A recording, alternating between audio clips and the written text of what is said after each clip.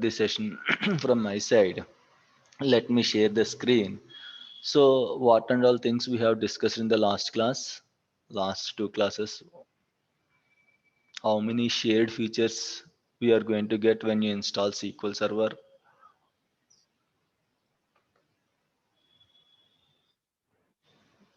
6 or 5. Okay, shared services, Only only three, shared sir. Three services. or two. Three Okay, or two. okay. So, what and all shared services we'll get once we install SQL Server?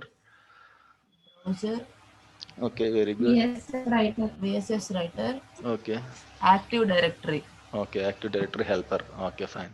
Total, how many services will be installed once you install SQL Server? 6 or 5, sir. 6.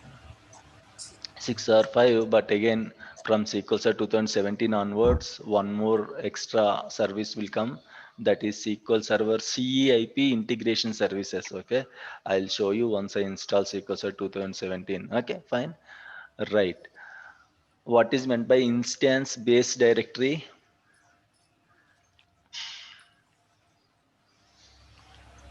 Instance based directory, where we can found that instance based directory.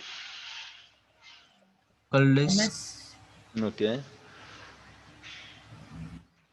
or folder values like C, program files, MS SQL Server, and folder files. okay. It is known as instance-based directory. C, Instance-based directory. okay, C, program files, MS okay, SQL Server. okay. Very good. Okay. That is instance based directory, right? What is meant by instance root directory? Directory is nothing but MS SQL 11 dot like its version name along with server name.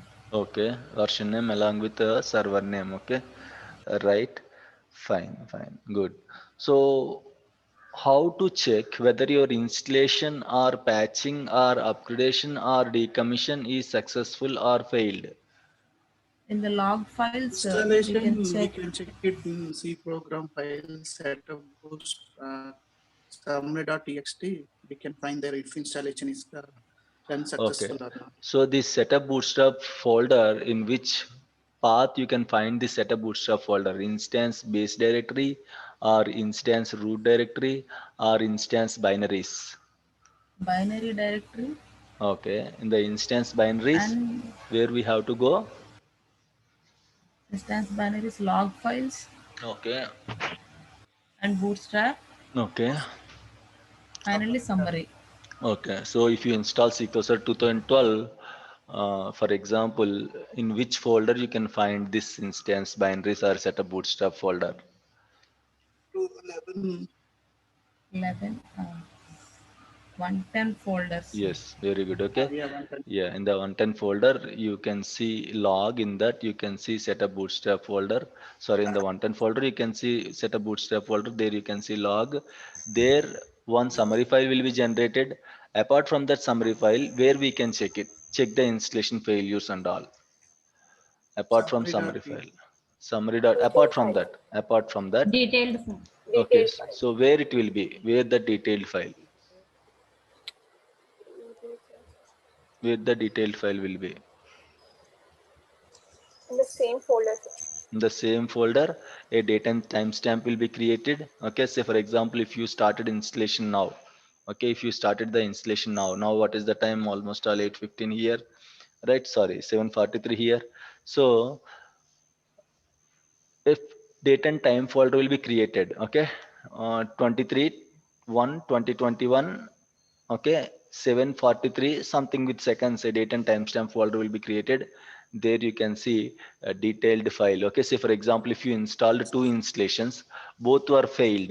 In that case, in single summary file, you can say for example, I have a question.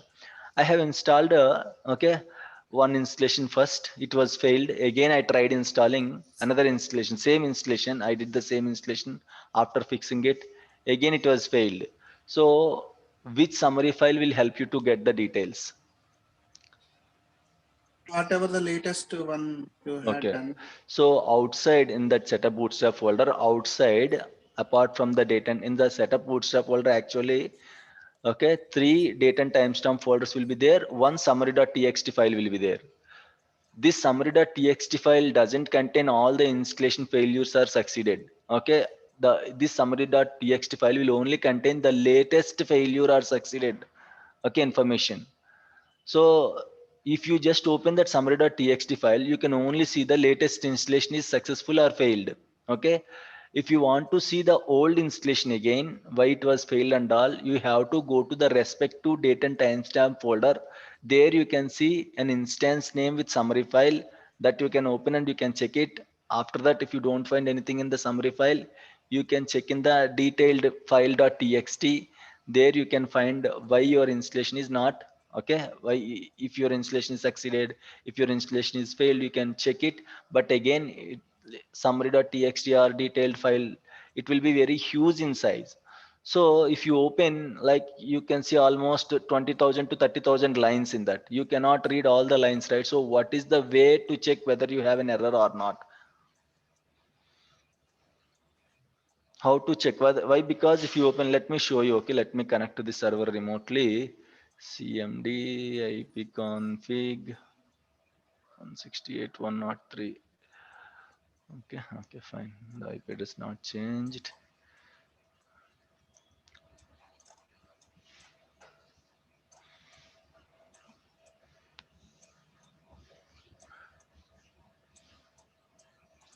What is the value will help you to check whether your installation is successful or not?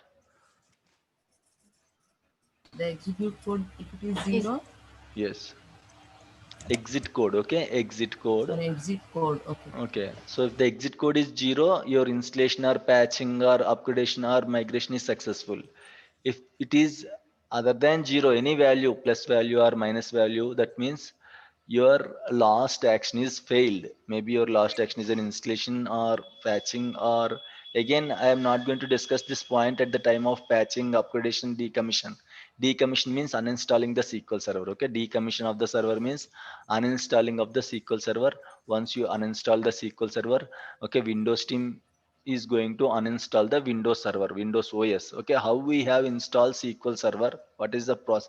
Can anyone tell me what is the process of installing SQL server from the beginning? What is the process? Process means not like you have to open setup file. Okay, not that process. In the organization, will follow one process, right? What is that process? How we are going to start the installation? Immediately we are going to start the installation, or we'll get inputs from any other team, or what is that process? Anyone remember? At We least have tell. shared path. Okay. We can copy from there Before that, and we before can mount it. before We before get the installing. tickets from Ah, Yes, yes.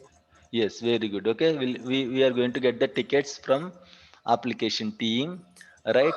Then they will open a task ticket. That task ticket will go to which team first? The task ticket will go to which team first? Windows Okay, team. okay, Windows team, what they will do? They arrange the voice.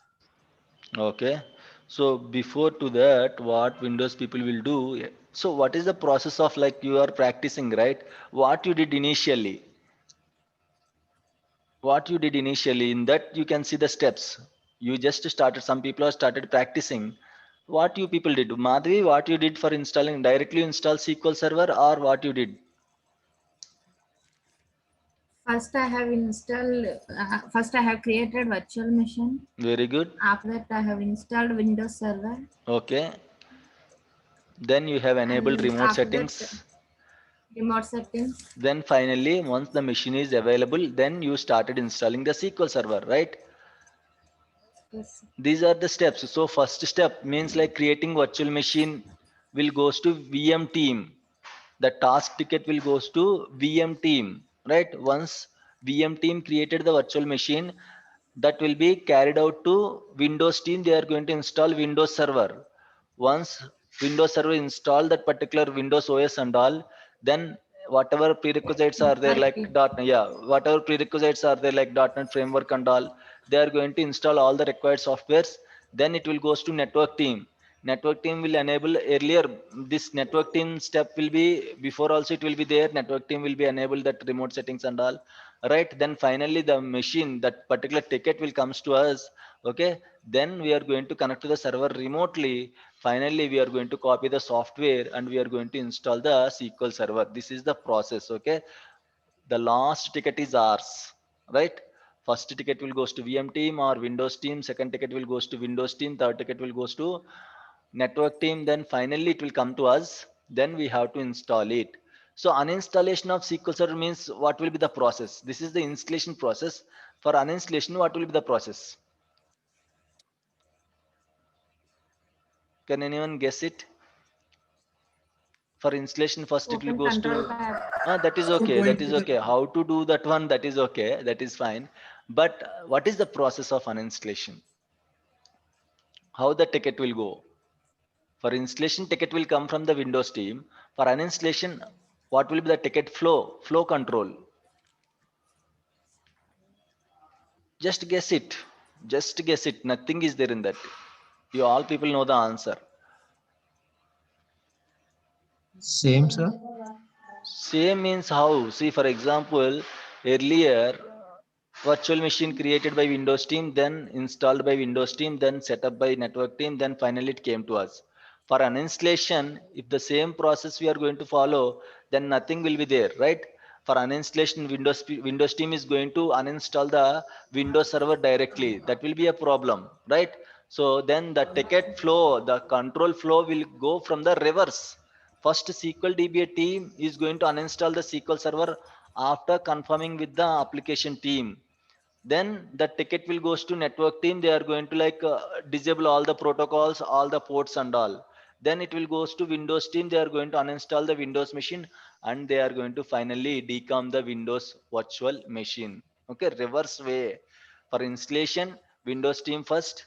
Next is first VM team, next Windows team, then network team, then finally SQL DBA team. For uninstallation, reverse way. First SQL DBA people are going to uninstall the SQL server, then network team are going to like close the ports and all and disable that particular Windows firewall, and then it will goes to Windows team. They are going to uninstall the Windows server completely. Then finally VM team is going to delete the machine completely. Okay, this is the process. Again, we are going to discuss the same process in the uninstallation of the SQL server. What is the process and all, we are going to discuss it. Okay, fine. So what is the shortcut to open Management Studio? SSMS. SSMS. Okay, so fine. For 2005, what is the shortcut to open Management Studio? See,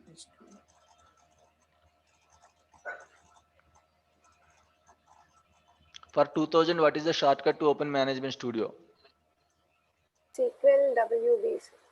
SQL WB for what? for 2005 circle server. Okay, so fine. So for SQL Server 2000, how to open Management Studio?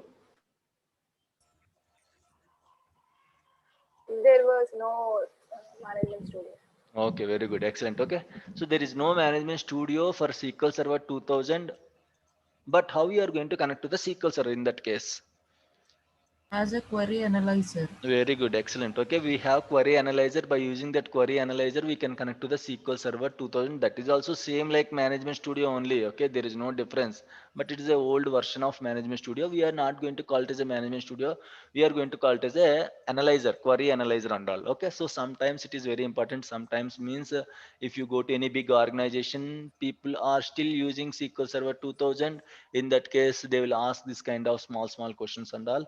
Right, fine. So how to open a query window?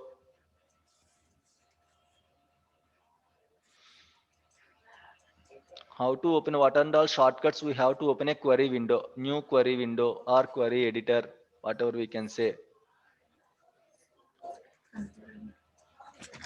Control new or new query. Control new. Control N. Control N, sir. Okay, control N or in how many ways we can open? Yes, one more important question. How many ways we can connect to a default instance? In how many ways we can connect to the default instance?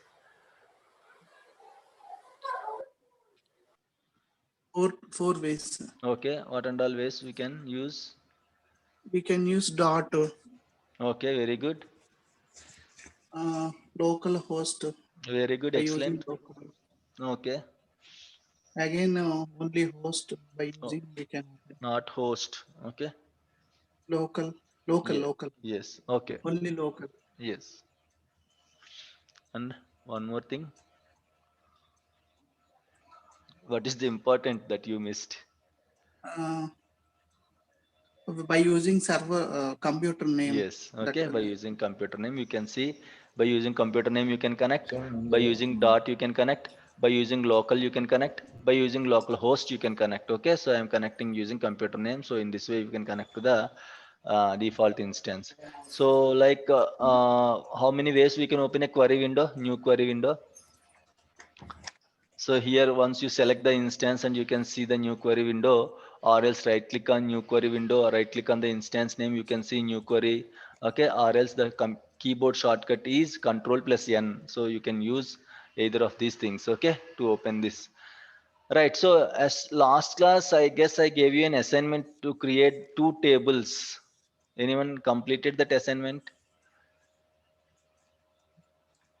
Something like sales, something I asked you to create 2 tables. Anyone completed?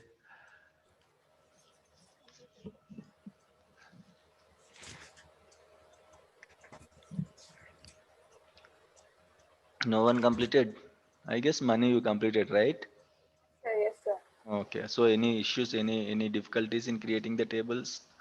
No, sir. No, nothing. No. Okay, fine. Madhavi? No, sir. Okay, fine, fine.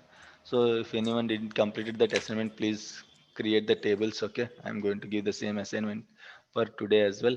Right, let's jump into the session. Right, so let me show you that instance-based directory setup bootstrap folder, Microsoft SQL Server. Okay, this is your instance binaries. If you go inside this folder, there you can see setup bootstrap folder.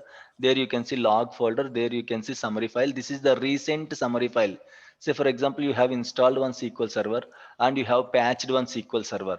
First you have installed the SQL Server. Second time you have patched the SQL Server. Right? Then this summary file, you can see the summary file, right? This summary file is show you the latest activity, recent activity. So the recent activity is patching, right? So you can see whether your patching is successful or not by using this summary file. Okay, that it will show you only the recent activity. Now you can ask a question, so how to check that old activity and all? There you can see date and timestamp folders. Okay, if you see here 2021, this 4 belongs to year 2021, next is belongs to month 01, and next is belongs to date 10. And here if you see, this is time 08:38:03, means morning 8:38. If it is evening and all, you can see 24-hour format here. Okay, so like this you have to go to each date and timestamp folder. Again you have summary file with server name. Okay, if you don't find anything, you can see detailed landing page also. There also you can see whether your installation is succeeded or not. So these are the okay date and timestamp folders. So you can see like this. Okay, you can go to each folder and you can check whether your installation or that particular activity, any activity installation or like what we can say patching or uninstallation or like upgradation is successful or not. Right, so in this way you can easily check it. Fine. Right, so sometimes they will ask you like you're working since 5 years, you're working since 6 years, while installing the SQL Server, did you get any errors? While installing the SQL Server, did you get any errors? So yes, there is a chance of getting errors. Okay, what common errors we are going to get usually in the organization is .msi and .msp files missing. .msi and .msp files missing. Remember, this is very important. Not only for the installation, you are going to get the same error for installations, for patchings, mostly for patchings. Okay, and for upgradations and for your uninstallations as well, you are going to get this .msi and msp files missing. MSI means Microsoft installer files, Microsoft installer files, and MSP means Microsoft patch files, Microsoft patch files. So these are the supporting files. Okay, say for example, if you install your SQL Server, what and all supported files will install in your machine. I'll tell you .msi files will install, .msp files will install, .dll files will install, .rll files will install, okay, and .manifest files will install, manifest, .cab file will install, cabinet files, and .htm file will install. HTML means HTML application files. These are the most important supported files. Okay, especially .dlls and RLLs and your MSA files and MSP files. Whenever you started installation, first the manifest file will open. Whenever you right click on the setup file, run as administrator, first manifest file will open. This manifest file will know, like, why? Because in your software, lot of lakhs of files will be there. Lakhs or thousands of files will be there. But which file to open first? Who knows? Who will open that file? Okay, who will process that file? Your manifest file will control that one, that installation. Which file has to install first? Next which file? Next which file? Like for example, if you have 20,000, 25,000 files in your software, SQL Server software, all files cannot install immediately, right? So your .NET, your .manifest file will start first. There it will control which file it has to install in 25,000 files, which file it has to install first, then next which file, then next which file will be controlled by .manifest file. Okay, so whenever you open setup.exe, first which file will open? Manifest file will open, and this manifest file will control the installation, and it is going to install the supported files and all, right? And you can see if you want to see DLLs and RLLs, where you can see, you can go to any folder, you can go to any binaries folder. There you can see .dlls and RLs and all. Let me go to this instance root directory. Okay, so this is my instance root directory, MSSQL. Okay, there you can see bin directory. If you see here .dll, .dll, .dll, lot of .dlls are there, right? If you simply search .dll and all, you can see how many DLL files are there. See, these are all DLL files. These are all files will be installed once you install the SQL Server. In the same way, you can see .rll also. DLL means dynamic link library files. Okay, DLL means dynamic link library files. RLL means resource link library files. Okay, RLL means resource link library files. You can see .rll files, and if you see .msi, okay, sometimes you can see here, or else you can go to another binaries. There you can see in the binaries directory. There you can see the RLL files, .msi files and MSP files. Okay, C program files, Microsoft SQL Server. If you go to 110 again, you can see log folder, anything like log folder here.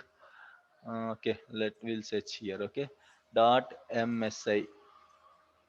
Okay, if you see here .msi files, okay, these are the documents. There you can see .msi files. .msi extensions. Yes, these are the .msi files and all. Okay, these are the, if you see here, this is the file format. Okay, these are the .msi files. If you open any file, okay, go to properties, and if you check it, you can see the extension .dll, right? Let me show you .msi and MSP files as well. Okay.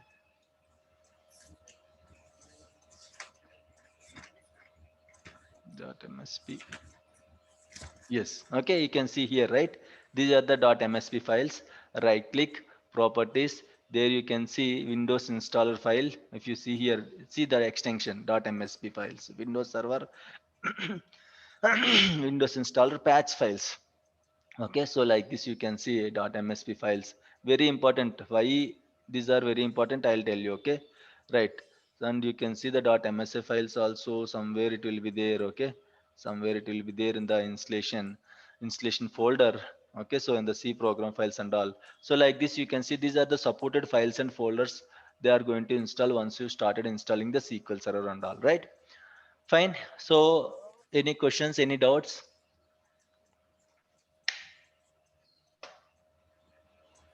Right. So let me open the document. We'll follow the document. So we have completed installations, right? File groups, yes. So let me go to this. So what is meant by database? What is meant by a database? Collection of data files and log files. Okay, can I create a database without data file or log file? We can't create. Okay. What is meant by NDF file? Master data file. Okay. NDF file means Next data file or new data file. new data file. Okay, so MDF file is very important in the same way LDF file. Log file is also very Log important. Yeah. Okay, so log file is also very important to create the database. Without these two files, you cannot create the database. And also we have already discussed how to create the database, right? So it is very important, okay, to have data files and log files while creating the database. If anything is missed, you are not going to create the database, or if any file is missed physically, the database is not going to come online. Okay, that is the problem, right? So how many databases we can create in a SQL server?